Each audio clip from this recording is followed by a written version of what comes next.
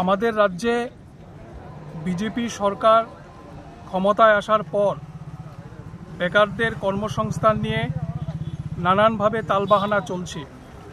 এই মুহূর্তে ত্রিপুরাতে আমরা জানি যে অর্ধ লক্ষাধিক শূন্যপদ, এই শূন্যপদগুলোতে নিয়োগ করার জন্য সরকারের যে ভূমিকা বা উদ্যোগ থাকা দরকার, সেই ভূমিকা বা উদ্যোগ আমরা লক্ষ্য করছি না।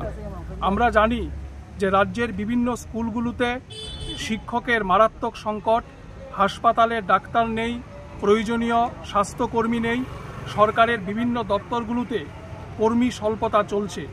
তারপরেও সরকার এই নিয়োগ প্রক্রিয়া তারা শুরু করতে পারছেন না।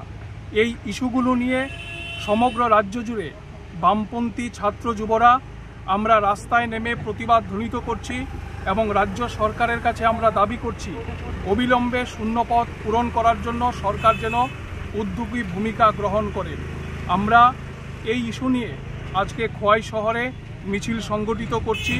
মূলত আমাদের তিনটি দাবি: সমস্ত শূন্যপদ অবিলম্বে পূরণ করতে হবে এবং আউটসোর্সিংয়ে সরকারি দপ্তরগুলোতে লোক নিয়োগ করার যে পদ্ধতি বর্তমান রাজ্য সরকার গ্রহণ করছে তা বাতিল করতে হবে এবং বিভিন্ন দপ্তরে এই সময়ে নিয়োগ প্রক্রিয়া শুরু হয়েছে, কিন্তু এই নিয়োগ প্রক্রিয়া সম্পূর্ণ করার জন্য সরকার এটা সময় অতিবাহিত করছে। আমরা চাইছি এই দ্রুত নিয়োগ প্রক্রিয়া যেন সম্পন্ন করা হয়।